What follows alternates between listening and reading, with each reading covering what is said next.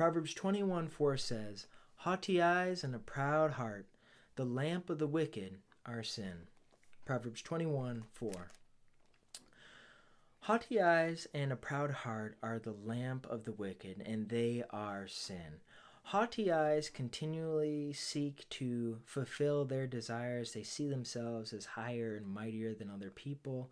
And those who are proud in spirit are those who are not willing to humble themselves, and they constantly look at the exterior life rather than the interior life. Because anyone realistically who takes time to look at their interior life will know that they are sinners and that they are not good individuals. And this comes from a humbling of oneself. It comes from wisdom to be able to take the time. It comes through discipline on being willing to meditate on what our thoughts have been throughout the last week. Even this takes a willingness to be honest and vulnerable with oneself. But the proud in heart are not at all going to look in the interior. They're going to look at the exterior. They're going to constantly compare themselves to what other people are doing. They're going to be proud with how many things that they've done in their life because they're living based upon this world standards. And this world standards, as far as success is, as far as your income, your net worth, your network, your projects accomplished, your position of authority.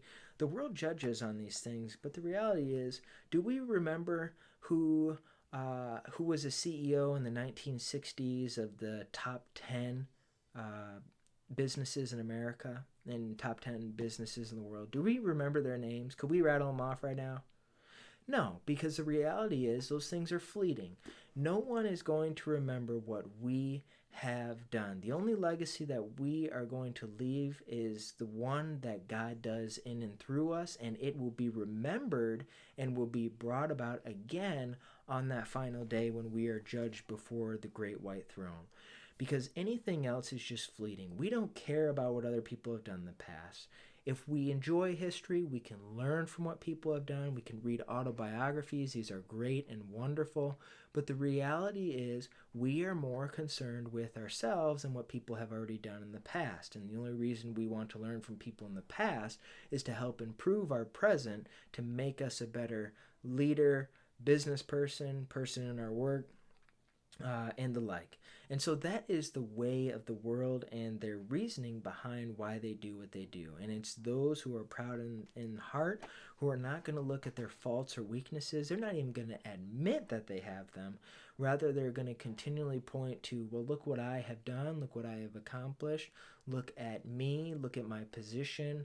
I have done this. I, me, myself. I, me, myself. That is the whole lingo that they have, because they never point to someone else and say, it's because of this person that I've done, that I've gotten here.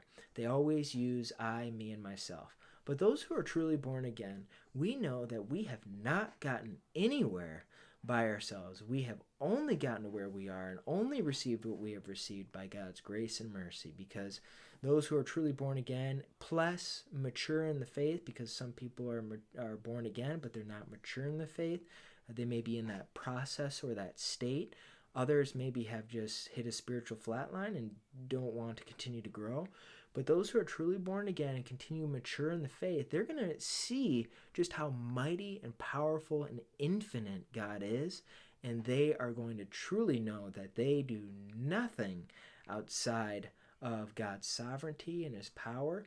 And although they sin, which is contrary to God's nature, and God is not in control of that, because if there's temptation, God provides a way out. There's no temptation that man has not experienced before. God provides ways out, but if we fall into temptation and sin, we are morally responsible for that.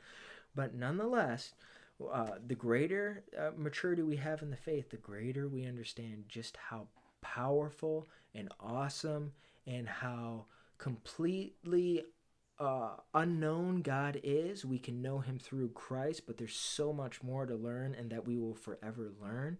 And then it is because of that, when we continue to learn, that we will humble ourselves, and we will not be as the proud in heart and have the lamp of the wicked, because we don't want to be haughty in what we do. We just want to recognize that everything we have done and been given and the opportunities provided and the people we've met, it's all by God's grace and mercy and nothing that we've earned in ourselves. So may we not have the lamp of the wicked, but may we have the lamp of the Lord. May God's word be a lamp unto our feet and a light unto our path. May we stay in his word.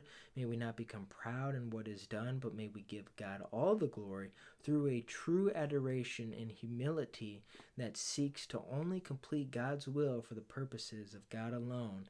And then whatever is to come through that, we will trust that God's will and glory will be given to him, and that whatever is to come, God has either permitted, allowed, or he has graciously given and blessed us in order that we may continue to reveal his name and his power and his grace through our testimonies, through our work that we do, and through our changed and transformed character.